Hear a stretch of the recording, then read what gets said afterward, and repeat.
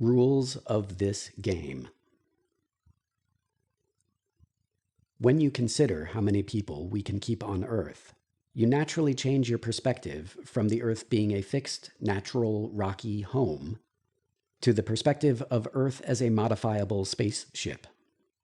Our question is really about the practical potential of Earth's life support system. If we planned to live as hunter-gatherers using the natural life support system, we would get one number, perhaps in the hundreds of millions. If we fully apply the technology we already have today, we get a very different number. Population limit analyses, if they investigate the absolute population limit, require terrible human lifestyles with meager food, space, and other privations, what is called a Malthusian condition, where people are barely alive, crowded, and starving. My analysis is based on sustainable carrying capacity of happy, healthy people who have plenty of space and everything else they need for a pleasant life.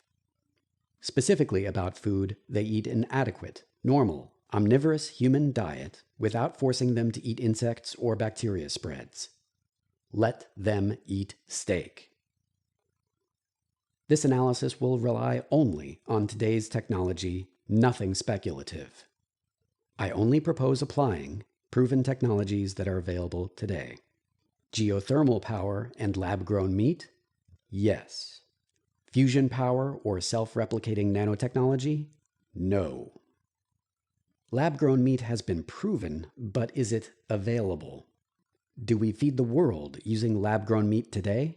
No, we don't. Is it feasible to feed the world using only lab-grown meat by next year? No. But is it feasible to convert conventional ranching and factory farming to lab-grown meat eventually? Yes. Should we expect the cost to produce lab-grown meat to come down and efficiency to increase as we scale up the production of lab-grown meat? Yes. This thought exercise is intended to be realistic. You can apply this model to the real world that we have today, with one fictional assumption. The difference is that this model assumes that the human fertility rate will immediately jump to 4 and stay at that level until we reach Earth's limit. A fertility rate of 4 means that women have, on average, 4 surviving children each. Some women would have more than 4, some fewer children, or none, but the average would be 4. The human population would increase quickly but not explosively, growing and growing until we hit the carrying capacity of the Earth. After we hit the capacity limit, then the fertility rate would fall to replacement, and humanity could live on Earth sustainably until the sun explodes. Table describing one possible timeline of population growth at a fertility rate of 4. In 2025, the population is 8 billion. In 2050, the population is 13 billion. In 2100, the population is 60 billion. In 2200, the population is 623 billion. In 2300, the population is 6.3 trillion. In the year 2400, the population is 57 trillion. And in the year 2500, the population is 510 trillion. Bottlenecks. As the human population grows, we can keep operating society as usual until we hit a bottleneck. A bottleneck is when we run out of something when we need more, requiring us to do something different. For example, if people keep having children and every person consumes electricity, then if the power companies don't build more power stations, we would run out of power. Or maybe we have enough power, but people need more fresh water. And maybe there isn't enough rainfall in the area to provide fresh water for all the new water demand. How can we get more fresh water? There can be all kinds of different bottlenecks that could limit population growth. We will solve every bottleneck we hit to allow the population to keep growing.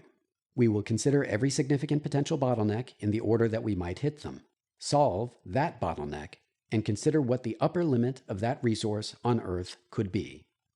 For example, people need water, and there is a lot of water on Earth.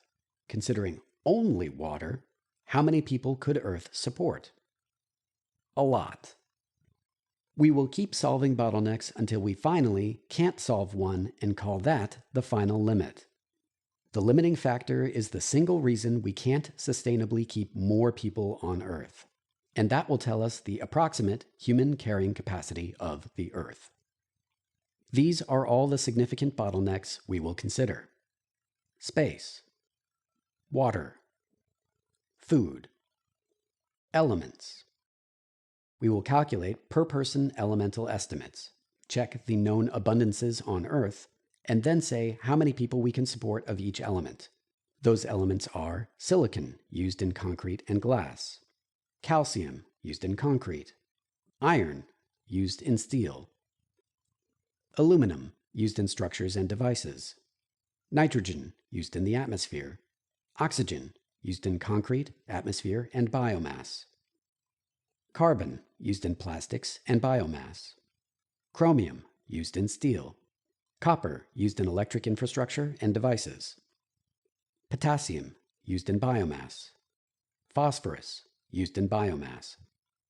Those are all the elements we will consider.